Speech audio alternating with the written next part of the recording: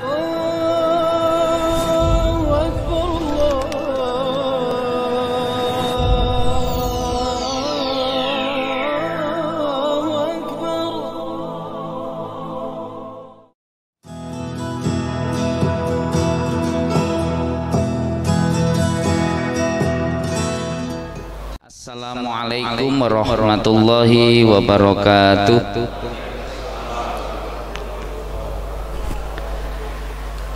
Innal hamdalillah nahmaduhu wa nasta'inuhu wa nastaghfiruhu wa na'udzu billahi min syururi anfusina wa min sayyiati a'malina may yahdihillahu fala mudhillalah wa may yudlilhu fala hadiyalah. Asyhadu an la ilaha illallah wa asyhadu anna muhammadan abduhu wa rasuluh. Allahumma sholli wa sallim ala Muhammad wa ala alihi wa ashabihi ajmain. Wa qala Allahu ta'ala fi kitabihil karim, laqad ja'akum rasulun min anfusikum azizun alaihi ma'anittum harisun alaikum bil mu'minina raufur rahim. Fa in tawallaw faqul hasbiyallahu la ilaha illahu alaihi tawakkaltu wa huwa rabbul arsil azim. Wa qala nabiyuna Muhammad Rasulullah sallallahu alaihi wasallam, innama bu'istu li utammima makarimal akhlaq. Shadaqallah wa shadaqa Muhammad Rasulullah sallallahu alaihi wasallam. Alhamdulillah, bapak-bapak, ibu-ibu majelis wasilah jamaah pengajian ilmi yang dimuliakan Allah, petang hari ini atas perkenan dan izinnya kita bisa menikmati di antara kenikmatan besar yang sesungguhnya Allah berikan untuk kita bersama.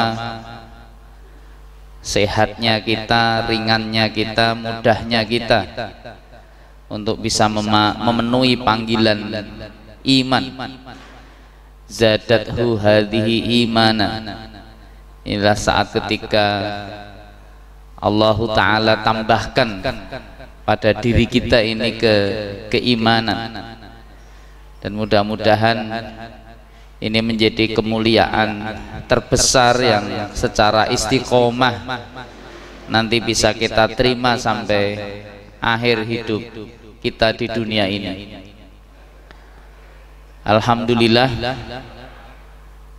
di kesempatan petang hari ini oleh Allah kita masih bisa saling mengingatkan dalam ketakwaan, dalam kemuliaan, untuk menjadi manusia terbaik sebagaimana saat ini kita yakin dan percaya betul bahwa Allah Ta'ala telah mendatangkan manusia terbaik itu dengan segala suri toladannya, dan itu adalah baginda Nabiuna Muhammad sallallahu alaihi wasallam. Ini bulan mulut, orang Jawa mengatakan seperti itu. Jadi kalau kita bicara tentang istilah itu yang sering kita dengar itu ada istilah maulid, ada istilah maulud, dan ada istilah milad. Ini kalau dari sisi bahasa, maulid itu bentuk isim masdar dengan awalan mim, maulid. Jadi maknanya kelahiran. Kalau maulud itu bentuk isim maf'ul, bentuk isim maf'ul. Maf'ul itu yang dilahirkan. Jadi Rasulullah itu ya proses yang lahir ya maulud itu Rasulullah. Kemudian kalau milad itu biasanya bagian dari Aid, itu perayaan, sesuatu yang dirayakan. Kalau kita kadang-kadang ada istilah ulang tahun, di tahunnya diulang. Itu kalau dari sisi bahasa, tetapi pesan utamanya ya hakikinya, makanya ada diskusi kalau dari sisi bahasa itu. Kalau maulid, konsep kelahiran, saat itu yang dilahirkan adalah Muhammad. Jadi makanya kalau Nabi Muhammad itu saat itu belum hadir, tetapi karena keyakinan kita orang beriman itu bahwa yang lahir 12 Rabiul Awal tahun 571 Masehi atau tahun gajah itu nanti akhirnya menjadi nabi, maka kemudian ya akhirnya jamak banyak di antara kita ketika menyebutkan ya maulid Nabi Muhammad sallallahu alaihi wasallam. Tapi inilah sebuah istilah yang akhirnya kalau orang Jawa bulan Rabiul Awal itu disebut bulan mulut. Ini memang kalau konsep dari sisi bahasa Arab, konsep mulut ini istilah kita saja, istilah orang Jawa. Tapi konsep maknanya, konsep pesannya sesungguhnya ya di bulan ini hakikinya ya, banyak di antara kaum mukmin, kaum muslim diminta untuk bisa mengingat kembali, walaupun sesungguhnya kehadiran Rasulullah itu harus senantiasa diingat. Kenapa Ustadz? Karena inilah sebuah suri toladan terbaik yang pernah Rasulullah Muhammad Allah Subhanahu wa taala berikan untuk kita. Laqad kana lakum fi Rasulillahi uswatun hasanatul liman kana yarjullaha wal yaumal akhir wa dzakarallaha katsira. Jadi atas siapapun yang mengharapkan pertemuan dengan Allah, siapapun yang meyakini akan datangnya hari akhir dan berusaha untuk senantiasa banyak mengingat Allah, maka suri toladan terbaik itu ya Muhammad Rasulullah ini. Ada apa sesungguhnya pada diri Rasulullah? Ya ini hakikat yang Allah Ta'ala tampakkan, punya sifat diantara akhlak yang sangat mulia. Wa innaka la'alla khuluqin azim. Itu pujian langsung dari Al-Quran tentang akhlak yang sedemikian agung yang melekat pada diri Rasulullah ini. Sehingga dalam tafsir kitab Al-Manar, Syekh Muhammad Ridho itu menafsirkan Quran surat At-Taubah ayat 128 yang saya bacakan di muka tadi. Ini menjadi menarik. Jadi ada 3 sifat utama yang Allah Ta'ala berikan pada diri Rasulullah, dan sifat utama ini layak untuk bisa diikuti oleh siapapun. Apa itu? Yang pertama adalah azizun alaihi ma'anittum. Jadi sungguh terasa sangat berat Rasulullah itu merasakan penderitaan kalian. Jadi satu sifat yang menonjol pada diri Rasulullah itu nggak pernah bisa melihat orang lain susah. Jadi Rasulullah itu inginnya sangat ingin terus membantu banyak pihak. Dan ini nyata, ini nyata, ini fakta. Saya tuh membaca keterangannya sebagaimana dalam sebuah riwayat yang disampaikan oleh Imam Muslim itu ada kisah yang sangat menarik. Saya dengar ceritanya ini ya, saya membaca itu ya, saya mohon maaf, kita ini masih patut untuk bisa mempertanyakan sense of crisis kita. Gimana kita ini ingin apa istilahnya, sudah sampai tingkat mana kepedulian kita kepada hamba Allah yang lain. Jadi dalam kisah ada sahabat yang menceritakan itu kalau ada kepaten, jadi ada pernah Rasulullah itu hadir. Jadi kalau ada orang meninggal dunia, itu Rasulullah itu yang paling awal sesungguhnya pasti akan berupaya untuk datang ke rumah yang bersangkutan. Saat ketika datang menjelang wafat itu datang malaikat Jibril mempersaksikan nikmatnya jannah, nikmatnya surga di hadapan Rasulullah. Orang mukmin, orang beriman itu kalau ahli amal soleh, maka tentunya menjelang akhir itu biasanya dia diperlihatkan amalnya dan kebahagiaan macam mana nanti yang bisa ia dapatkan di negeri akhirat.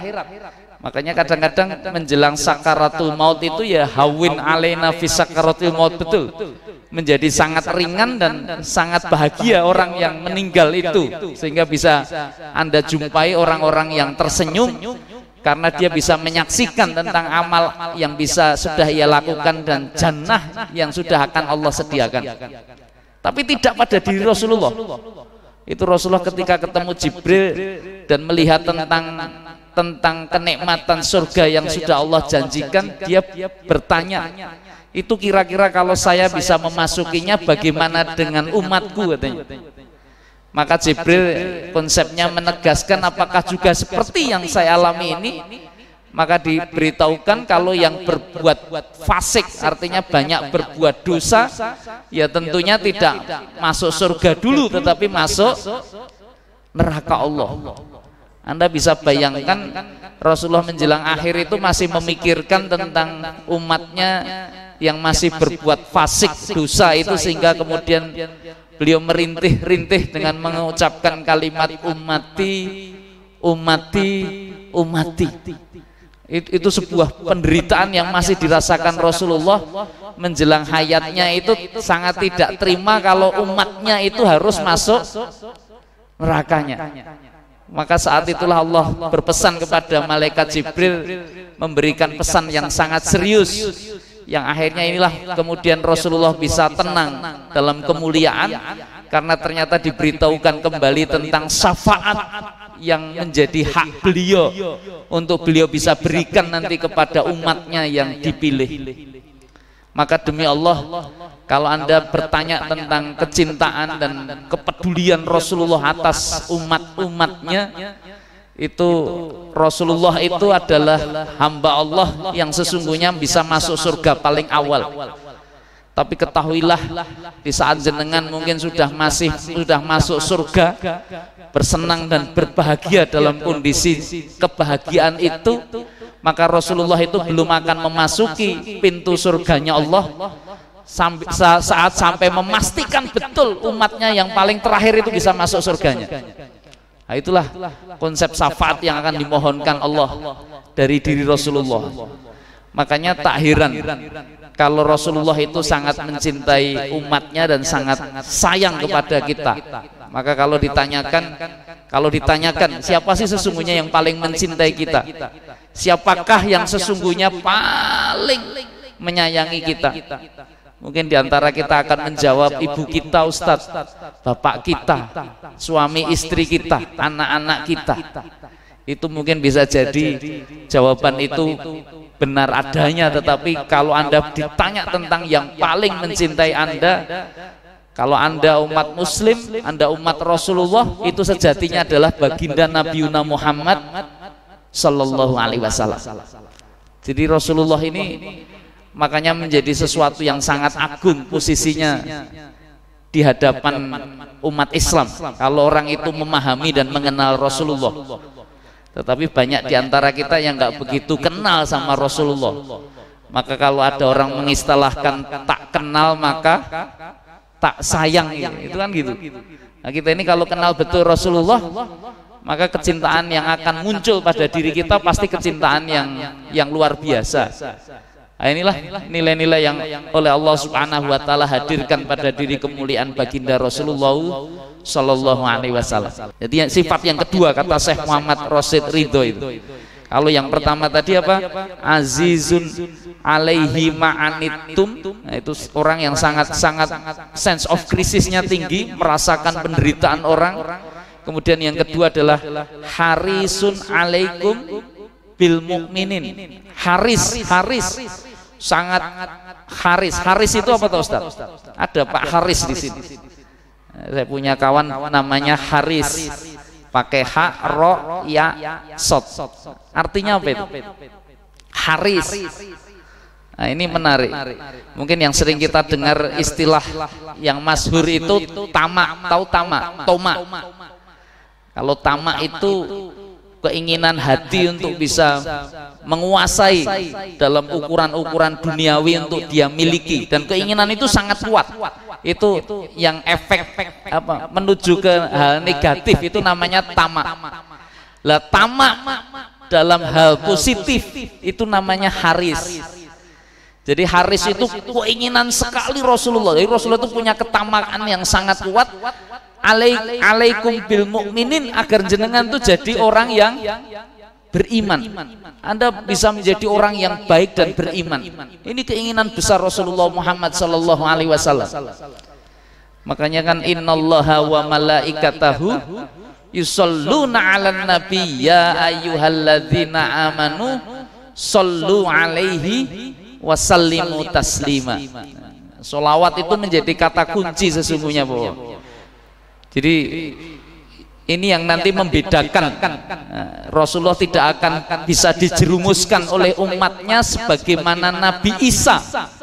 Nabi Isa dari umatnya Nabi Isa itu ya cintanya sama Nabi Isa itu ya luar biasa. Tapi karena nggak muncul sholawat ini, kekuatan sholawat ini, maka ternyata Nabi Isa dituhankan oleh umatnya karena kecintaan yang berlebihan. Makanya orang-orang Nasrani itu kan disebutkan apa istilahnya waladhdallin itu ghairil maghdubi alaihim waladhdallin. Itu Imam Ibnu Katsir menyebutkan. Jadi jalan yang diharapkan itu bukan jalannya orang-orang yang engkau murkai, dan jalan orang-orang yang sesat jalannya. Yang dimurkai itu siapa? Yang dimurkai itu penjelasan Rasulullah dalam tafsirnya Imam Ibnu Katsir itu adalah orang-orang Yahudi. Al-Fatihah ini turunnya di Mekah, tetapi ternyata konteks peristiwa ayat ini bisa menjelaskan peristiwa di Madinah. Karena di Madinah Rasulullah berhadapan dengan orang Yahudi dan Nasrani. Yang dimurkai itu siapa? Orang Yahudi. Yahudi itu kenapa kok dimurkai oleh Allah? Mereka ini tahu kebenaran, jadi paham tentang kebenaran, tetapi mereka tidak mengikuti kebenaran karena apa? Karena kesombongan. Dan ini menjadi masalah sangat serius atas mereka. Makanya mereka disebut maghdub. Itu tahu yang benar. Jadi orang Yahudi itu pinter-pinter. Sesungguhnya dia paham, dia mengerti, tetapi banyak di antara mereka yang dengan senang dan sukacita itu dalam kesesatan. Beda dengan waladhdallin. Beda dengan orang Nasrani. Orang Nasrani itu sesat, jadi prosesnya ya kesesatan itu yang menjadikan kemudian juga murka Allah kan, tapi prosesnya itu karena kurang ilmu, tidak paham. Jadi beda dengan orang Yahudi. Kalau orang Nasrani itu sebenarnya semakin antusias atau semakin banyak dia membuka kitab sucinya atau mencari kebenaran, biasanya kemudian berujung kepada ketauhidan, artinya kebenaran. Tapi karena tidak, ya, makanya kan alasan mereka kan ya sudah diwakili oleh para pendeta, diwakili oleh para pemuka agama dan seterusnya. Itu biasanya orang Nasrani itu. Makanya kalau diajak diskusi tentang kitab sucinya, wah itu dogma, ranahnya bukan saya. Itu rata-rata umatnya gitu.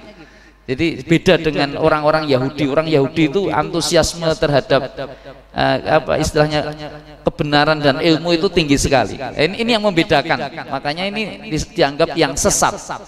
Lah saya mohon maaf, ketika Anda bersolawat kepada Rasulullah, itu kalimatnya adalah Allahumma sholli ala Muhammad. Setinggi-tinggi setinggi-tingginya, sebesar-besarnya cinta kepada Rasulullah itu tidak akan menjadikan Anda memposisikan Muhammad itu sebagai Tuhan. Karena apa? Karena ada sholawat itu kan, Allahumma sholli ala Muhammad. Jadi artinya inilah kedudukan Rasulullah yang diakui betul oleh kita dan diantara kita yang insya Allah akan menjadikan diri Rasulullah Muhammad Sallallahu Alaihi Wasallam itu dalam posisi yang benar dan tepat.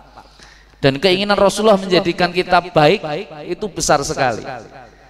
Makanya kalau ada kisah Aisyah radhiyallahu anha pernah bercerita, saya mohon maaf ini kisah nyata juga.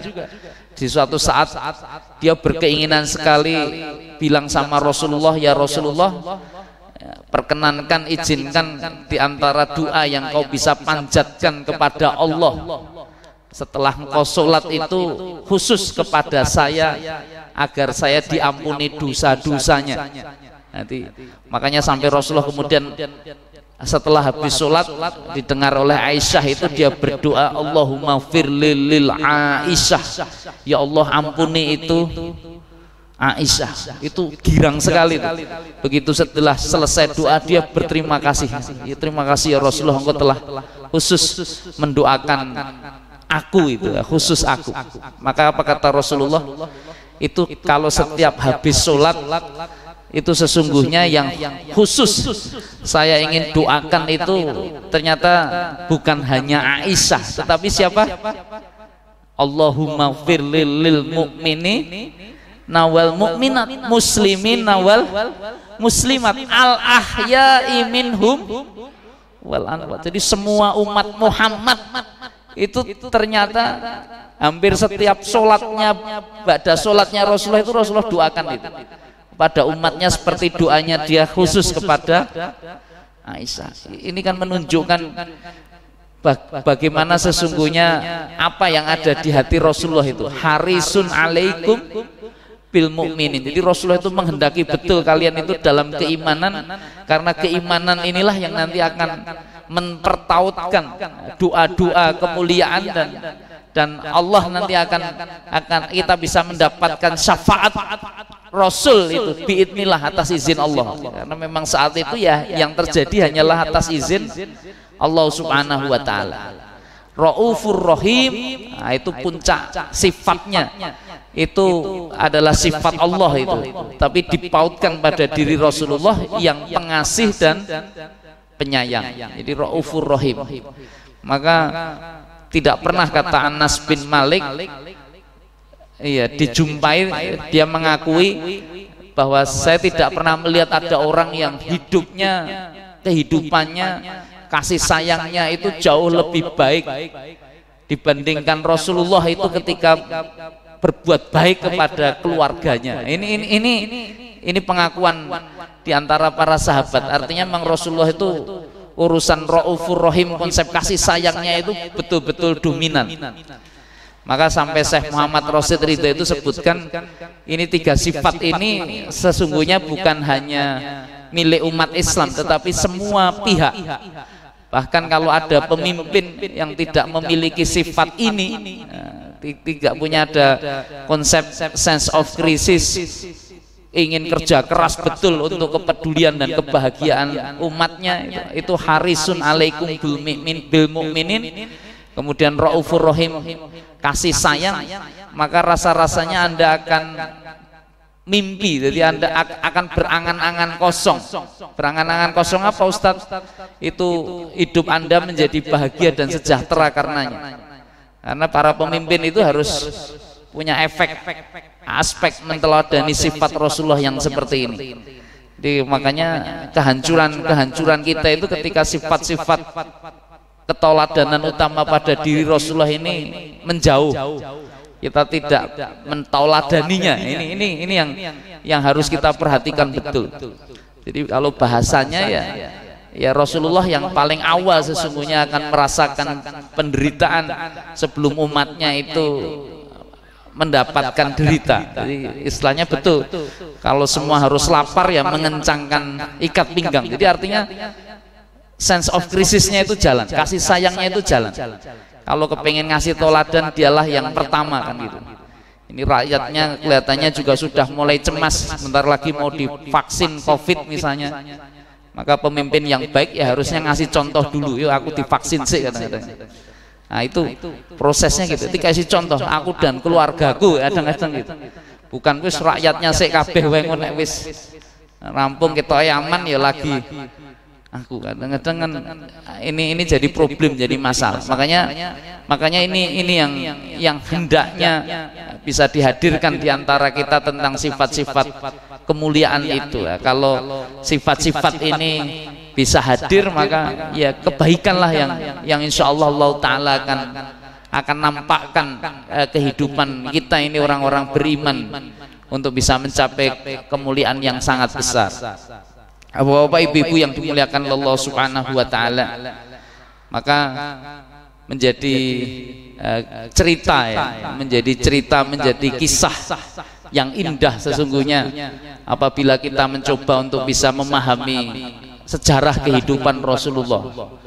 Ini yang sangat serius juga, makanya masjid-masjid itu kalau ada majelis-majelis ilmu, hendaknya sebenarnya kalau bisa ya, ini kadang-kadang kan kita ini majelis ilmi ini kan seringkali modelnya ya sifatnya hanya tematis saja. Tematisnya kadang-kadang juga apa yang dikehendaki oleh mubaliknya, isi kajiannya apa Ustadz, itu tema-tema itu kadang-kadang diserahkan aja mau ngisi apa, sehingga nanti kadang-kadang itu pernah nyampaikan, disampaikan lagi dan seterusnya.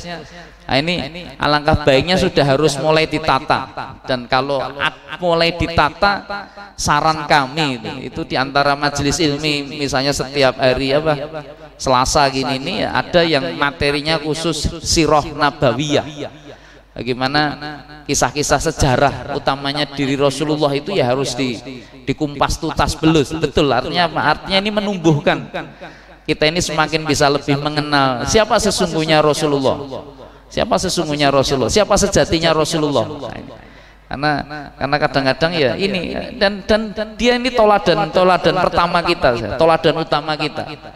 Innama bu'istu liutamimah makarimal akhlak. Ini ayat-ayat nyata saat Rasulullah berbicara, aku ini diutus dalam rangka menyempurnakan akhlak. Konsepnya kan pada konsep perilaku.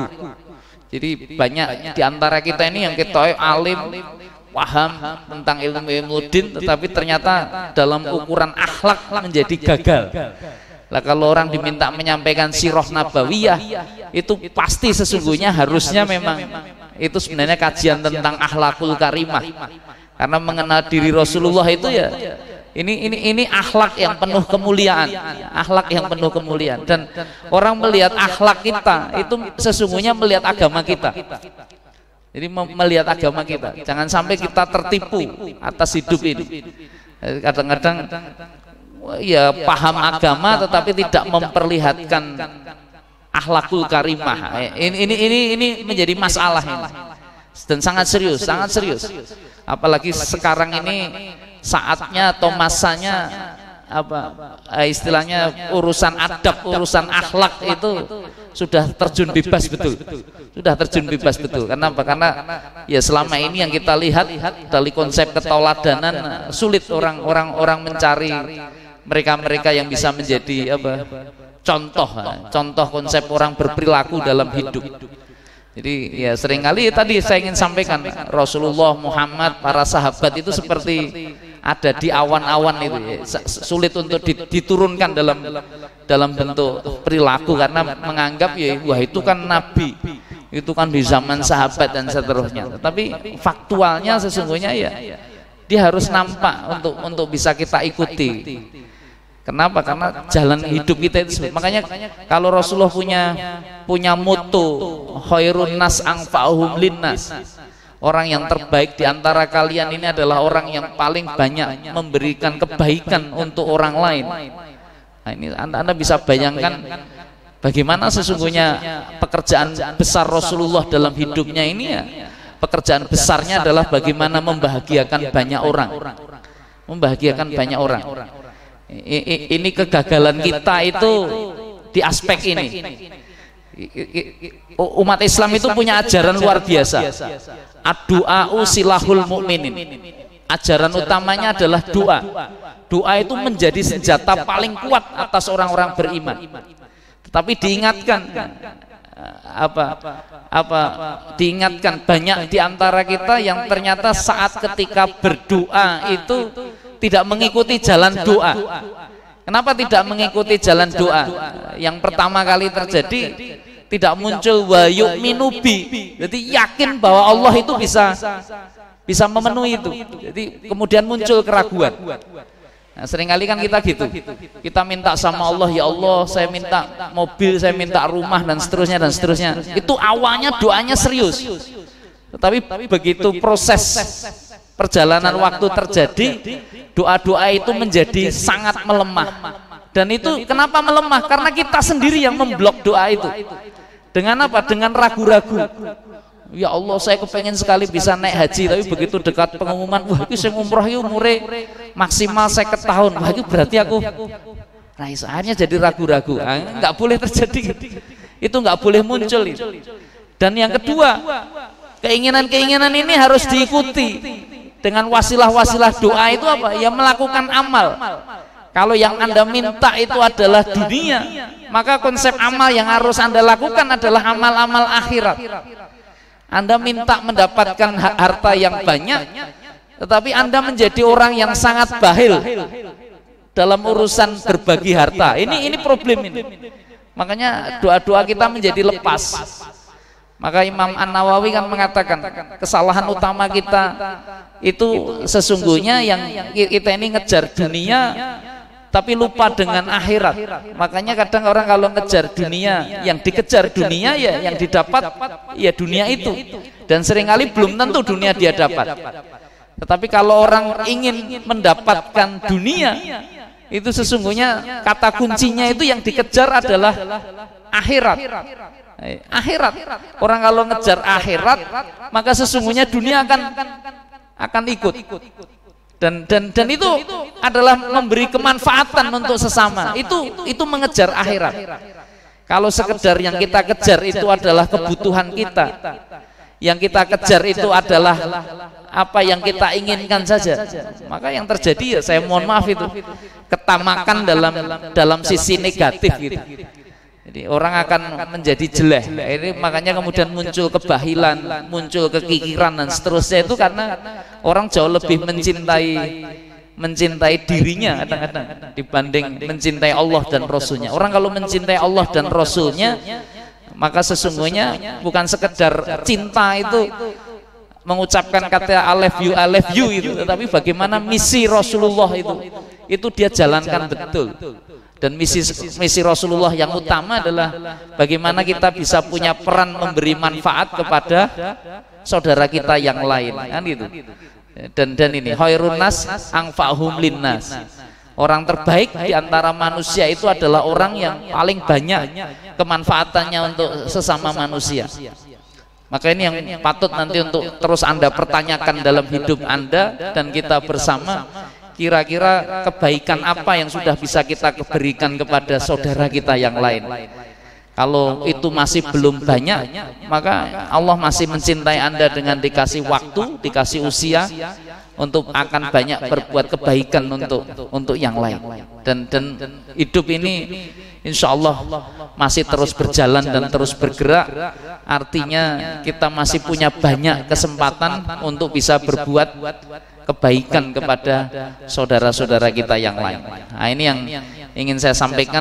Mudah-mudahan di bulan Maulid Nabi Muhammad Sallallahu Alaihi Wasallam ini ibrah terbaik yang telah Allah berikan dengan kisah-kisah kehidupan Rasulullah dalam perjalanan kehidupannya itu bisa betul-betul bisa kita ikuti jalannya. Insya Allah kita mengharap dan berharap betul agar kehidupan kita ini membaik, karena sesungguhnya ada usaha serius di antara kita untuk lebih paham dan memahami ajaran yang dibawa oleh baginda Nabi Muhammad Sallallahu Alaihi Wasallam. Mari sama-sama kita berdoa kepada Allah Subhanahu wa taala dengan kita awali dengan membaca Ummul Kitab Al-Fatihah. A'udzubillahi minasyaitonirrajim. Bismillahirrahmanirrahim. Alhamdulillahirabbil alamin. Arrahmanirrahim. Maliki yaumiddin. Iyyaka na'budu wa iyyaka nasta'in. Ihdinas siratal mustaqim. Siratal ladzina an'amta 'alaihim ghairil maghdubi alaihim waladdallin. Amin. Kurang lebihnya mohon maaf sekali lagi. Mari kita tutup majelis dengan doa kafaratul majelis. Subhanakallahumma wa bihamdika asyhadu an la ilaha illa anta astaghfiruka wa atubu ilaih. Assalamualaikum warahmatullahi wabarakatuh.